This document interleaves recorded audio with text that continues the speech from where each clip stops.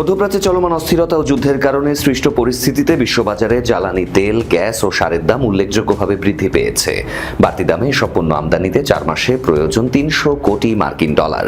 এই চাপ সামাল দিতে 300 কোটি ডলার বা প্রায় 37,000 কোটি টাকা ঋণের খোঁজ করছে সরকার। ঋণ পাওয়া যায় কিনা তা আলোচনা করে দেখতে অর্থনৈতিক সম্পর্ক বিভাগকে চিঠি দিয়েছে অর্থ মন্ত্রণালয়ের সামষ্টিক অর্থনীতি শাখা। চিঠির সাথে মন্ত্রণালয় থেকে পাঠানো হয়েছে একটি অবস্থানপত্র, যেখানে জরুরি ঋণ সহায়তার জন্য যুদ্ধের প্রভাবে বাংলাদেশের অর্থনীতির ওপর তৈরি হওয়ার চাপ তথ্য উপাত্ত দিয়ে তুলে ধরা হয়েছে।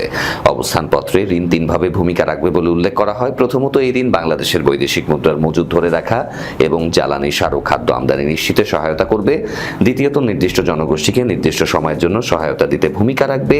তৃতীয়ত, দেশে জ্বালানি তেল, গ্যাস, সার ইত্যাদির অস্বাভাবিক মূল্য বৃদ্ধি ঠেকাতে তা ব্যয় করা যাবে। অবস্থানপত্রে অর্থ মন্ত্রণালয় বলেছে, মধ্যপ্রাচ্য যুদ্ধের কারণে বাংলাদেশের বৈদেশিক লেনদেনের ভারসাম্য চাপের মুখে পড়েছে। জরুরি প্রয়োজন মেটানো, অর্থনৈতিক স্থিতিশীলতা ধরে রাখতে এই ঋণ সহায়তা দরকার।